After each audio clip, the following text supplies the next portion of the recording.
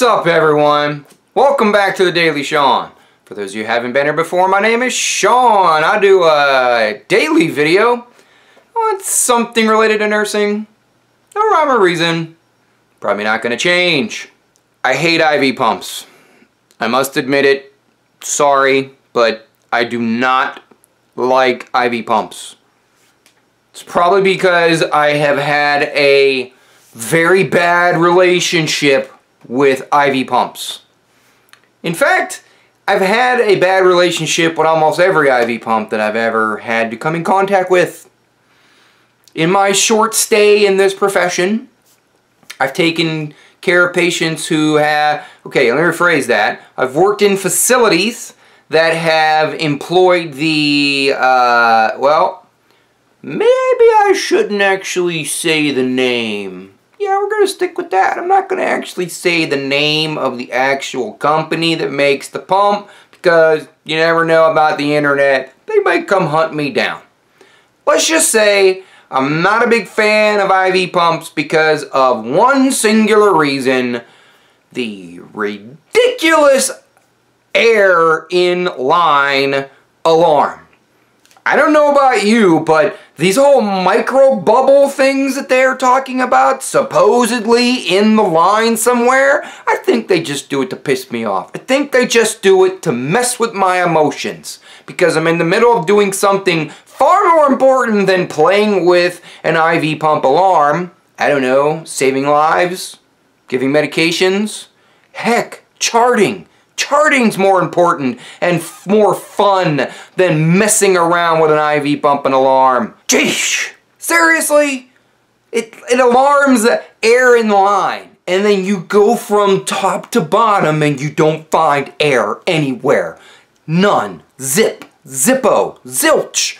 And then there's these like micro bubbles. And I wouldn't even call them bubbles. I would call them spit.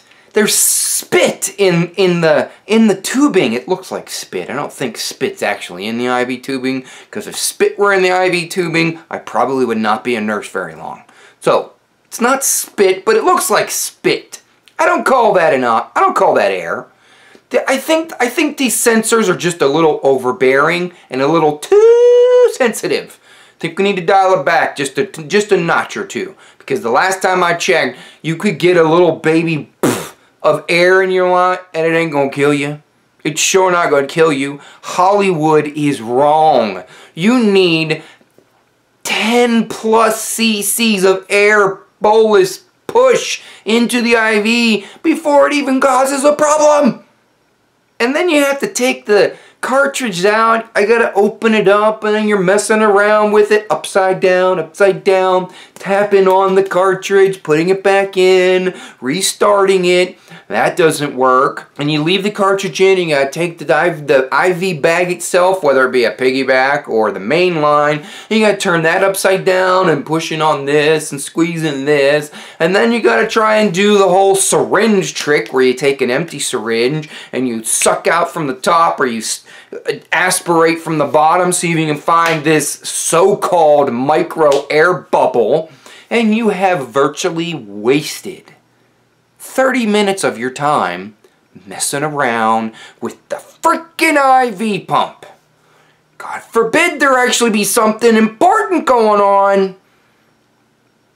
Am I alone here? Am I the only one that has this problem? Or am I just not understanding how to use an IV pump?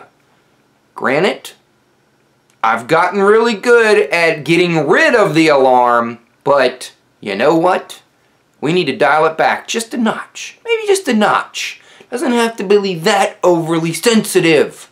This has been a public service announcement to all those freaking companies out there who are in charge of the IV pump alarms. Please help nurses out. Thank you. Leave your comment down below and let me know I am at least not alone. Maybe hate is a strong word. Nah, we're gonna go with hate. I hate IV pumps. Does anybody else hate them? Leave your comment down below. You know your comments are my caffeine. Share this with somebody. And as always, check your own pulse first.